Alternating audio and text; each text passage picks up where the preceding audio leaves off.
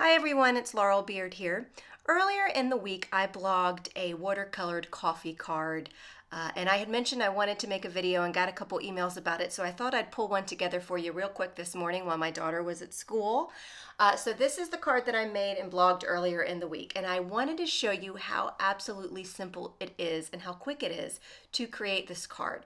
Now, I got a manicure on my nails, which normally I've never, ever have, so I'm going to protect it with some gloves because I'm using some inks. In hindsight, these are distressing, so it would have washed right off, but better safe than sorry. I never, ever paint my nails because the paint comes off in like 5 seconds.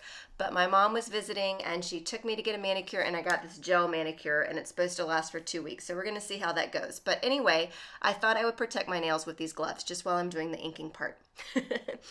Anyway, y'all don't care about that. All right, this is a stencil from the Crafters Workshop. It's called the Mini Cafe Latte Stencil. I believe it's retired now, but there are some stores that still have it in stock, so I'll be sure to link to it. And I'm taking this stencil, and I'm flipping it over on the back side here. And I'm taking two different color distress inks. That is Wilted Violet, and this is Mermaid Lagoon. And I'm just pressing my pad on the back side of that stencil. This is some water. I gave it 2 or 3 spritzes. You don't want to spritz too much because you don't want to put too much water on that stencil. I am using some watercolored cardstock, by the way. So I took the stencil, flipped it back over on the side with all the ink on it, and pressed it down onto my cardstock and lifted it up, and look at that beauty. Now, again, you don't want to add too much water, because if you add too much water, it's going to move the ink all around, and you're going to lose the shape of the little coffee cups, of the shapes from the stencil. So just give a couple spritzes if you try this technique, and look how pretty that is. Look how easy that was. I mean, seriously, I'm almost embarrassed to pull this video together and show you how simple it was. And then just to finish off the card, I'm going to end up mounting it to a card base. So I'm trimming it down just a little bit. I think it's going to be 4 by 5.5.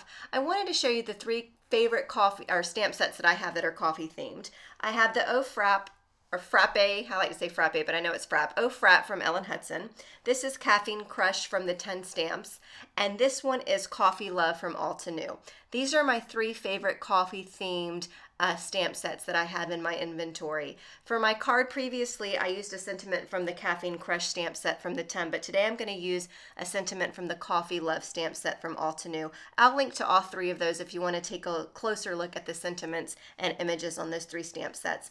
So that's a piece of black cardstock. I prepped it with an anti-static tool. I'm going to ink up the sentiment that reads Coffee and Friends, make the perfect blend, with some Hampton White pigment ink from the 10 Stamps. Then I'm going to sprinkle on some super fine white embossing powder. Anytime I use a sentiment, I always use super fine embossing powder. It just really helps, it's super fine detail. So sometimes if you use regular embossing powder on little sentiments, you won't be able to read what they say.